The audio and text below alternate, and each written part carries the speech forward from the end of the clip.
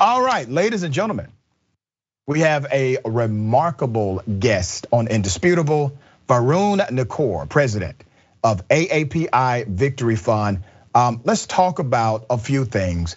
Varun, good day. Welcome to Indisputable. Thanks so much for having me today, Dr. Richey. Absolutely. I want to start talking about the increase of violence as it relates to Asian American Pacific Islanders in the United States. We saw this happening, and I'm just talking statistical correlation. When Donald Trump started his rhetoric, we can see an increase happening, but there's been this sentiment of violence against individuals in that community. Explain the context for us. Well, you're absolutely right. Since Donald Trump got elected, there's been a marked increase in hate crimes against Asian Americans. Part of the challenge, however, that we face nationally is that in a lot of states and localities, hate crimes and acts of violence are not necessarily tracked by attorneys general or police officials. And so while we have more lately seen better tracking, and we know specifically in New York City, results released the other day show there was a close to a 400% increase in acts of violence against the AAPI community. It's largely indicative of this national sort of trend, and one might, on the face of it, believe that since COVID is on the decline, especially in urban areas, that we might see a decrease in violence, and yet the opposite is happening. You know, this is just one of the saddest things when you have groups who have been targeted because of their race, ethnicity, their culture, their skin color. And that's why we're more powerful together as coalitions. Let's talk about coalition building. How can we provide a unified front to make sure we fight against this insanity happening in the community? Well, it really starts with calling out injustice everywhere that we see it, right? So, and I think certainly the AAPI community, can do a better job, and we've been very intentional about reaching out to our brothers and sisters in the Black, Indigenous, and Latino communities, and all of those, frankly, underserved, under-recognized, underappreciated in our country. So it starts with that as a base, but we really do need to call it out everywhere that we see it. There are so many injustices that are now sort of being surfaced by these last four terrible years of Donald Trump, frankly, where we had to deal with the vicious rhetoric coming out of the White House press room.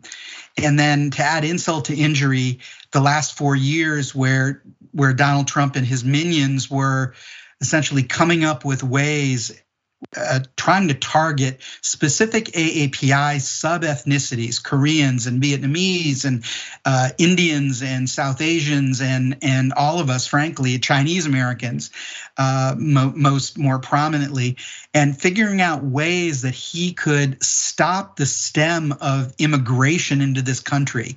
And so, frankly, just with surgical precisions, come up with policies that would inhibit the continual migration of folks, which the AAPI community has been the fastest growing segment of this population, the number one, sort of set of immigrants into this country. So it really sort of started with that, and it's really unfortunate, but we have not seen some of that rhetoric kind of die down in terms of its aftermath and its sort of tail effect.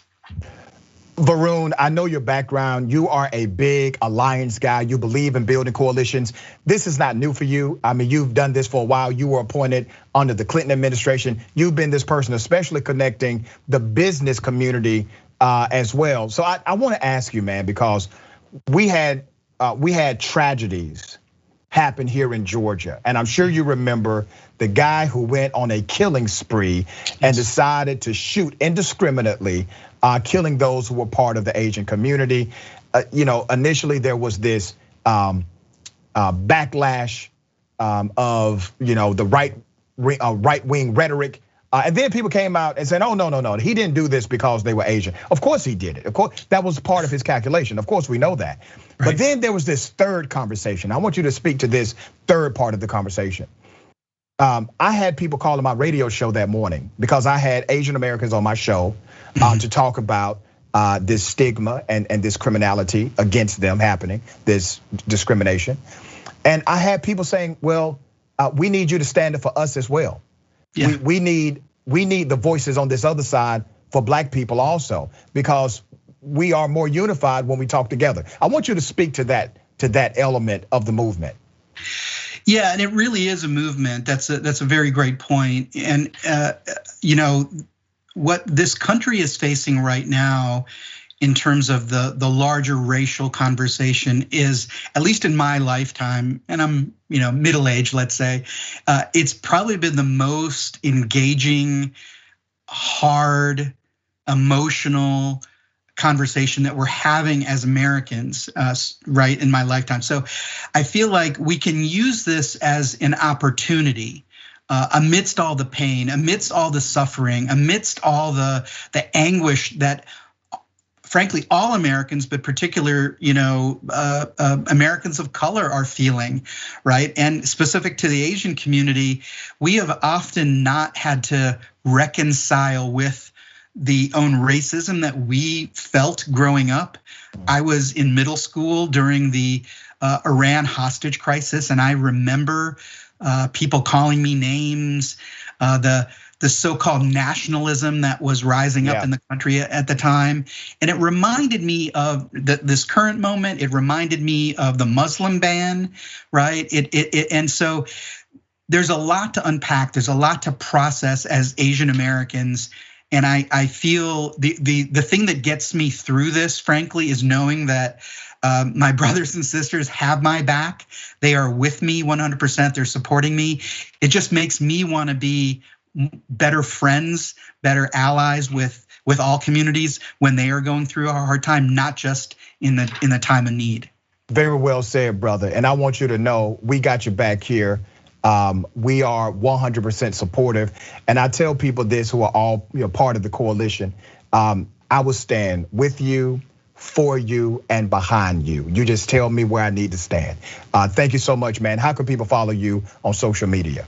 Varun Nikore on Twitter, and Action Alliance on Twitter, and AAPI Victory Fund on Twitter. Thank you so much for your time and your advocacy. We'll talk soon. My pleasure. Thank you, sir.